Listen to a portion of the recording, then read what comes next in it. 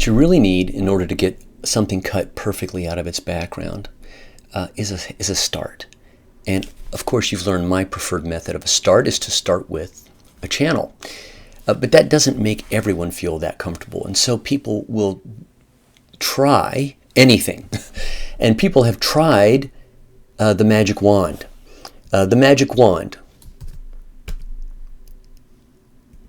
you'll see why it's so tempting, because you click or click and drag or hold the shift key and click or hold the shift key and click and drag, and what you're doing is you're hoping to get, oh shoot, everything except the lizard maybe, and then flip-flop the selection.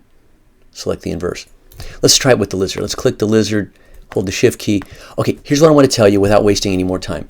The magic wand is garbage. Now, the magic wand has a new friend because Adobe, as I've said, are schizophrenic about how to cut something out of the background. With every new version of Photoshop since way before the CS versions of Photoshop, they've promised that this time they've solved it. Right. They solved it with the quick selection tool at one point. So you quickly drag, and it's a magic wand tool on steroids. Hey, that's not bad. Select the opposite, but it's just not that good. It's just not that good. So you actually spend more time fixing what it got wrong than you could actually achieve if you understood how to do it with channels. But through several generations of Photoshop, it's been called the extract filter. It's dead. That was supposed to be the Holy Grail. And then it was refine edge.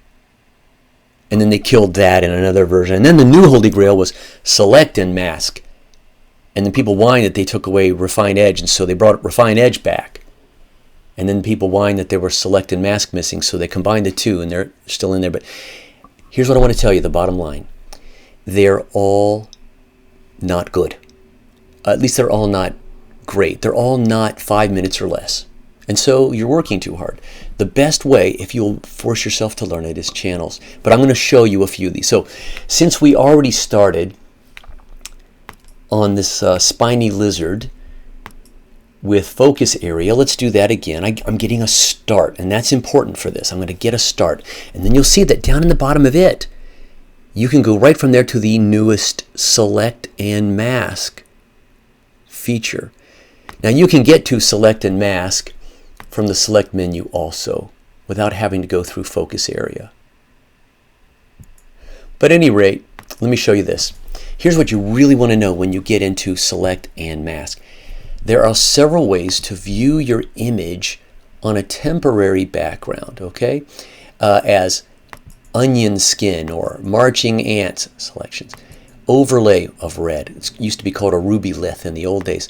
On black, on white, on black and white, on layers, and so on. There are all these different ways, and each one of those, you'll notice, has a different shortcut. O, M, V, A, T. Oh my goodness, OMG, I can't even concentrate. And so forget all that. Here's what you need to know. At the bottom of that list, it says press F to cycle through the different views. It'll do all of them. You just need to know one shortcut to rule them all. All right?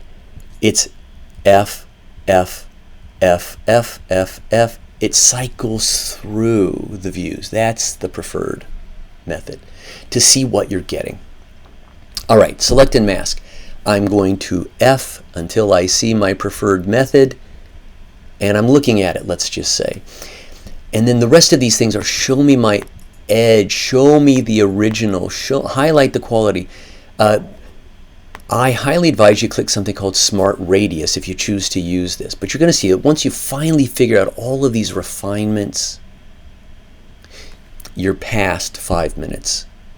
But I can use it. And so what I'm going to do here is I get specialty little tools here, right? I can say, well, this belongs, and it makes a better attempt at hopping out to the edges. This belongs. So, oh wait, I went too far. Now here's what I want you to notice, that in the middle of this, there's a little marker, a little tiny crosshair, and that's the magic point. Wherever that point is, that's what it will add, see the plus sign, or hold the Alt or Option key, or subtract. And it generally will subtract or add back to the width of your brush. But what it's using to decide what to add or subtract is what it sees, what pixel it sees right under that plus or minus tool. So if I say add, I can't go out too far, it'll add even that. Okay, that's select and mask. I'm not a fan. And when you go look at Adobe's own videos on this, they'll say it's good for getting started, but you may ultimately use other methods. Well, the other methods are channels. That's it. Magic wand, select and mask, refine edge. All of these are the different things that Adobe used to call it. I just want you to be aware that there are certain of those that work. Nothing there works all the time.